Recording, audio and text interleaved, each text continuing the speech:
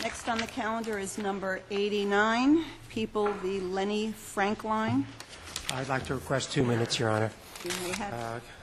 Good afternoon. My name is Alan Fallick.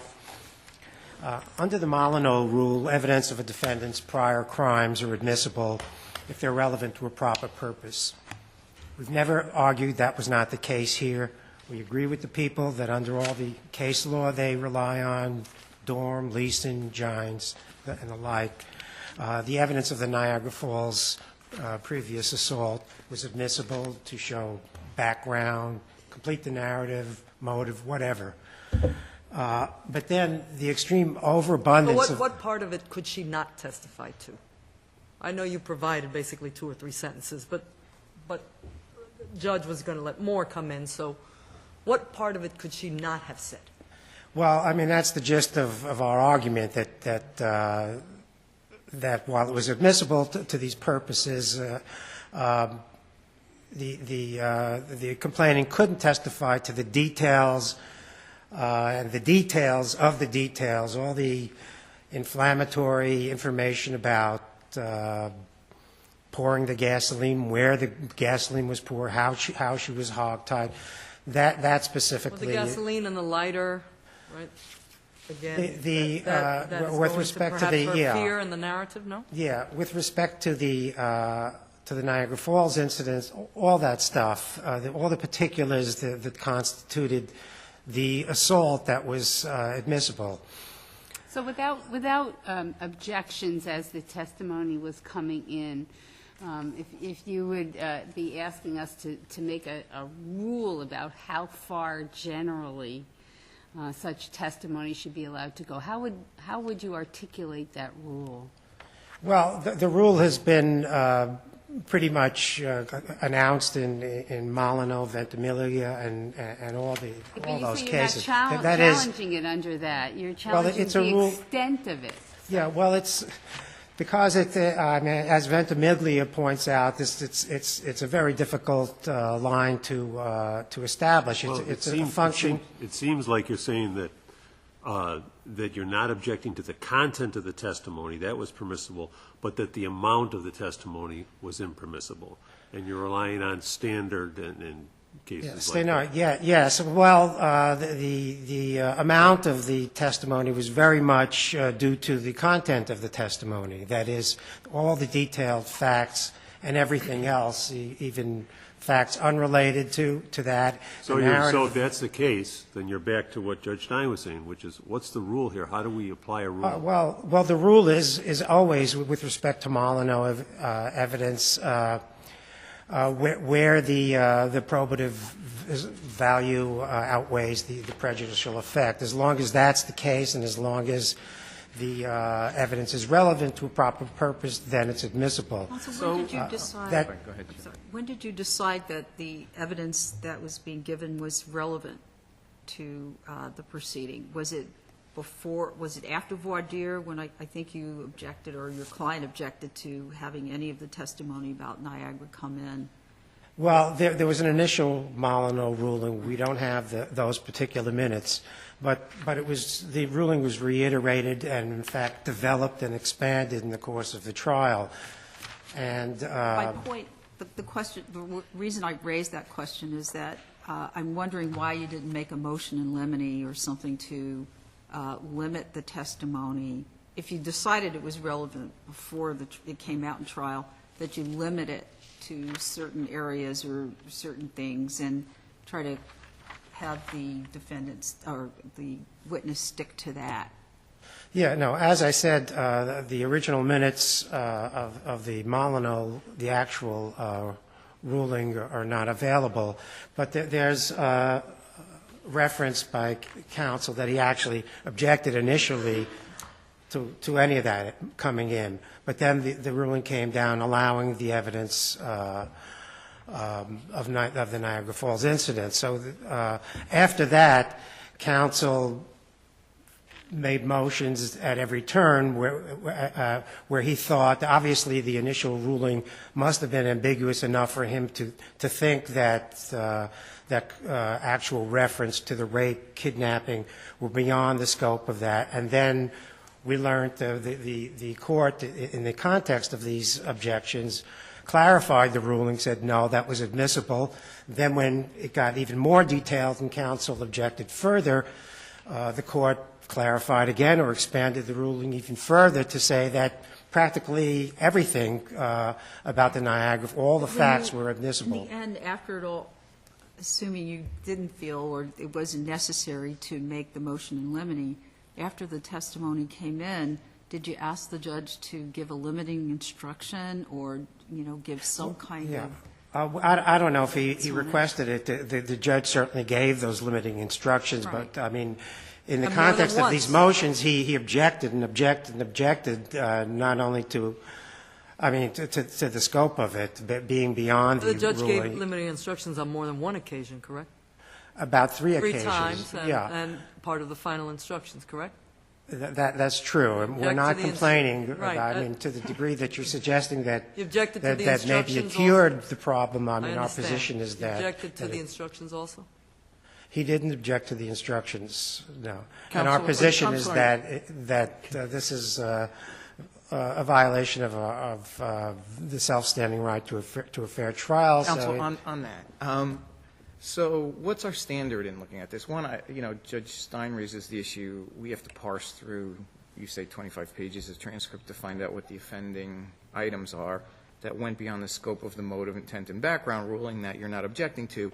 But what's the standard that we're reviewing this decision under? I mean, Yeah, isn't it an abuse of discretion? An abuse of discretion as a matter of law, which when appellate, I suppose when appellate court says there's an abuse of discretion, it is an abuse as a matter of law.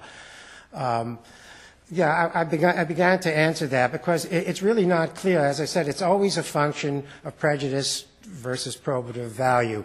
In some cases, it's more difficult. And in the usual case, it is more difficult. And so if a judge exercises his or her discretion and says this is relevant, then this is going to come in, it wouldn't be so surprising for another judge to exercise his or her discretion to the opposite. And that's fine. This case happens to be very easy. We're not presented with that difficulty because usually it is difficult for an appellate court to say the court abused its discretion with respect to Molyneux evidence, as long as it's apparent that it's probative, and even though it may also be apparent that it's prejudicial, Counsel? that balance is usually something that we rely on trial courts to make. Counsel, Here, if the Niagara incident took place in Bronx County, the two incidents would have been charged in one indictment. I suppose Would so. you have prevailed on a severance motion under those circumstances? I don't recall all the rules of severance, but I think it would have been probably an argument that, depending on the lapse of time from one to the other, but Under these if I had circumstances, to the guess, I'd say it probably would have been charged in one indictment. That's an long as- aspect of, go ahead. No? No, it's something that's sort of disturbing. I'm just adding this, that the court thought this was simply a continuation. I think treated it that way, as if this was one big crime. Well, along those lines, as far as the proof of the acts in Bronx County, there was some pretty strong eyewitness testimony and other evidence about that crime. So if there was an error here, why isn't it harmless? Well, let me just preface my response by reminding the court that our position is that harmless error does not apply to this type of error, and that this is analytically indistinguishable from the standard case. But we do think it was harmless, harmful, in that, yes, there was strong evidence that there was an assault, there was strong evidence that there was a burglary, but there are weaknesses and gaps in the proof with respect to the intent to kill, and certainly with respect to the aggravating elements of the burglary. In particular, although the evidence of intent to kill was simply pouring the gasoline and the attempts to light it, It seems that if that's what the defendant wanted to do, he would have done it, and then his efforts were quite half-hearted to that, and the jury could reasonably have seen that. It seems to me that that argument would be only be strengthened by hearing what happened in Niagara Falls, because the same thing happened there. That's, you know, that's true. Thank you, In that respect, it's hard to understand why the court admitted it to show intent. Thank you, sir. Thank you. Someone?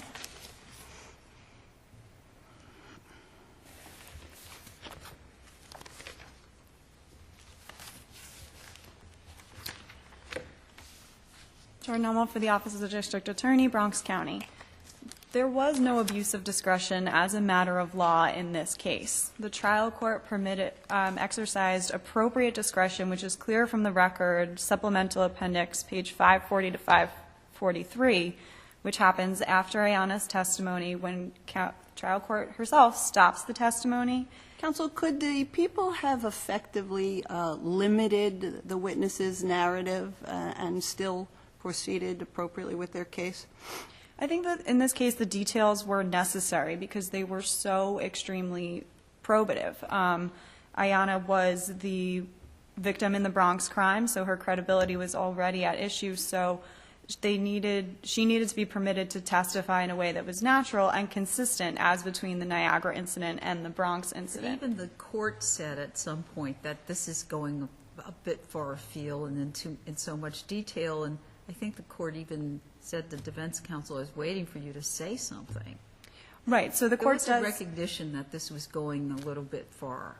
Of course, no one would dispute that this testimony is detailed, but it's in that moment that we see the court exercise discretion, and she says, this has gone far afield. The people ask, there were some other incidents you were going to let us inquire about, and can we still do that? And she says, you know what, I think given everything that's happened, I'm going to modify my ruling at this point. You can no longer ask about those other incidents. Yes, but if it was already an abuse of discretion, can you really cure? Can you cure by just saying, okay, you can't put in any more? Once that horse is out of the barn, aren't you kind of done? Well, I think that we see her discretion there, that she is actively thinking about this. I understand. That was not my question. My question is, can she cure the error if it already was error at that point? If the error had already happened, no, but we don't think that that there was error at that point. So why is it important to describe the hog tying and the duct tape? I think it's important because when we look to why it's being admitted, which is for defendant's motive and intent in the Bronx. So What was his motive? his motive, he had a couple of different motives. And neither one of them had anything to do with Niagara. Well, I think they did, because Ayana was the main witness to the crimes he committed in Niagara. So one of the motives was killing a witness to the only crime. She was the only person who could say what happened up there. And indeed, when he did go to trial, he was convicted based on her testimony and other evidence and received a very lengthy sentence. So the first motive would be to kill the witness. You could not have proven that in the Bronx without having the Niagara Falls incident? No, because I think that his motive is strengthened with each horrible thing that he does to her up in Niagara. And nobody disputes that the so-called bullet points of the crimes that he committed came in. It's really just about the details. And if Isn't it really just about the drama? the drama? Could the details come out without the drama of that narrative? You do agree it's very powerful to have this victim Yes. describe being hogtied, having gasoline poured on her, right? Of course. Crawling on a rug, trying to scrape the duct tape off her mouth with the rug, that those kinds of details carry an emotional impact and a dramatic impact on the jury versus just merely listing perhaps some of those events. Sure, but I think in order for her testimony to be credible, and this dovetailed with the entire defense, was that her testimony is incredible. It's exaggerated.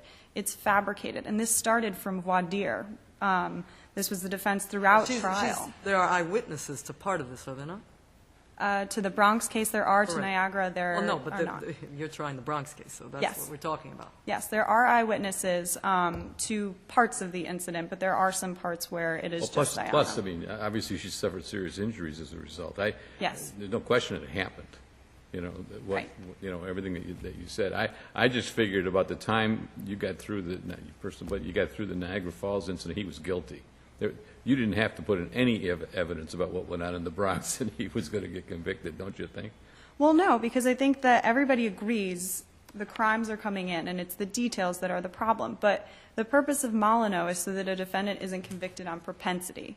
So everyone agrees the propensity of the crimes would not be a problem. But there really is no propensity in the details. If she's crawling on the floor, if she sees a cop car drive by, Well, there just you isn't can't propensity. reverse it that way. I mean, if you could reverse it that way, then you don't have a Molyneux. I mean, the point was that you needed to show either intent, motive, knowledge, common scheme, or plan or identity. And which one was missing in the Bronx that you needed Niagara Falls?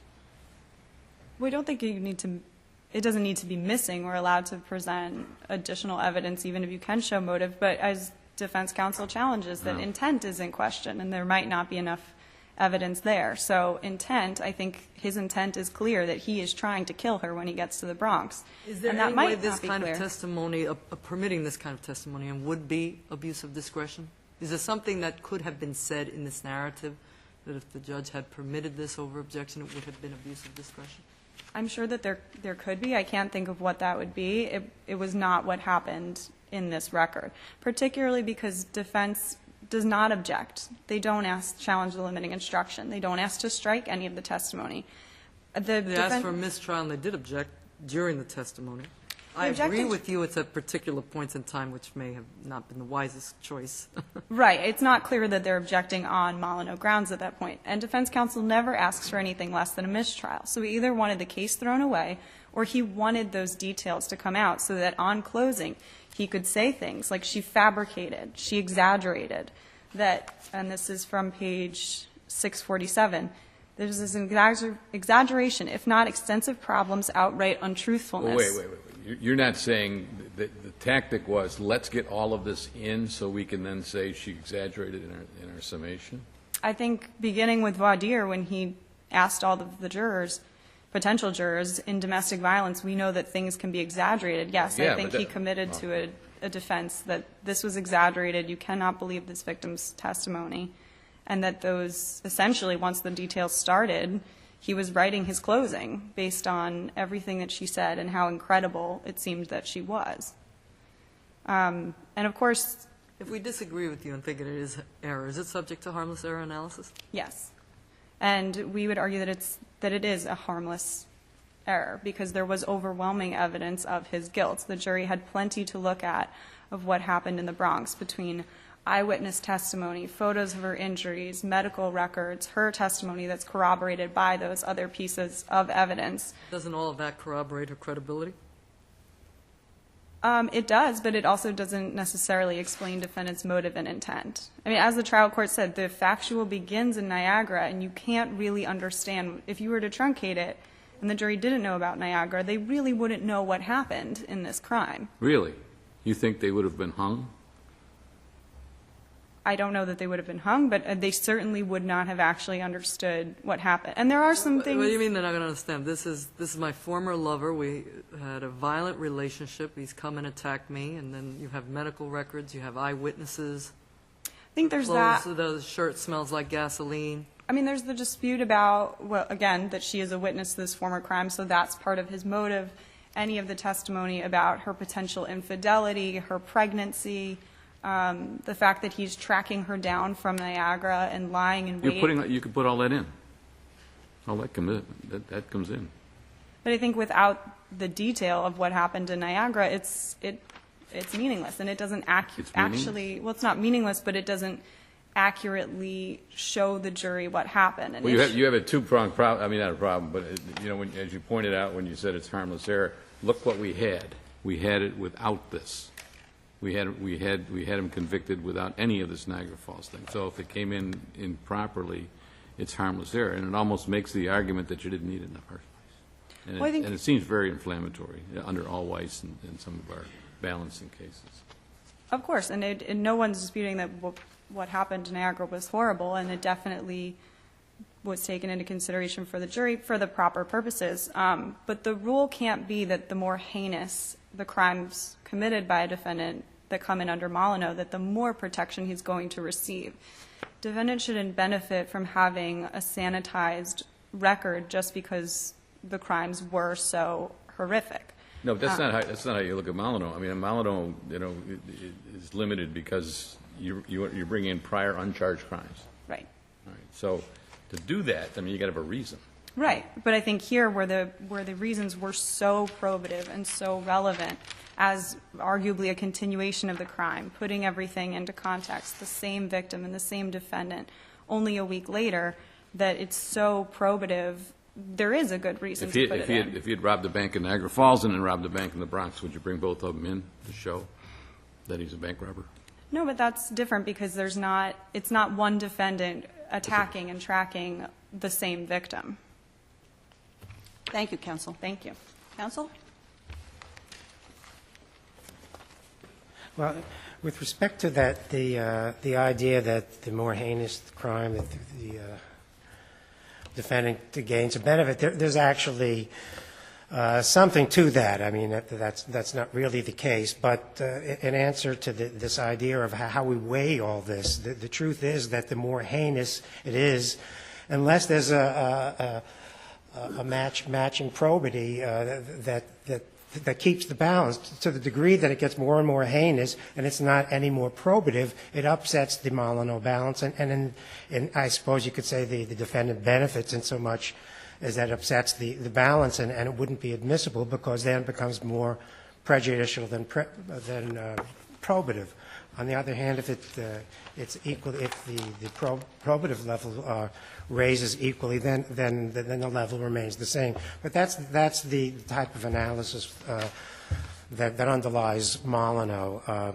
Even if that's so, counsel, in this case, you, as your adversary points out, you didn't ask for any curative instructions. The judge gave them sua sponte, but you didn't ask for any, and you didn't move to strike any of the testimony that you complained came in. You gave the judge basically two choices, either let it in or give me a mistrial. Well, not exactly, Your Honor. I mean, our position was that this only a mistrial would have cured the problem. But particularly important was the second mistrial motion that occurred after the people's opening, in which the prosecutor had devoted maybe a third of the opening to previewing what the prosecutor admitted would come in much more detail. And when counsel moved for a mistrial after all that came in, he pointed to all the problems, or the detail, all the inflammatory detail that came in, and the court made it clear that no, this not only is the motion denied, but this is all part of my ruling. This is all necessary, and in fact, the jury needs us to understand what happened. And the court actually admonished counsel for that. Didn't I make myself clear? Why are you objecting? So are you saying it wasn't likely that after that counsel was going to speak up, and when did he know that this was no longer in effect? I mean, at that point, I suppose you're saying he might have asked to object and strike it, but how would he know where the court had made it so clear? And in fact, there was one point, I mean, I don't make it clear enough in my brief, but there is a point even during this 35-page account where counsel actually objects, among some other general objections, objects and asks to be heard, and the court just ignores him. So that's a pretty clear message that, in fact, the ruling is what I said it was, and it would be futile for him to object, and that's our position. Thank you, Mr. Fowler. Thank you.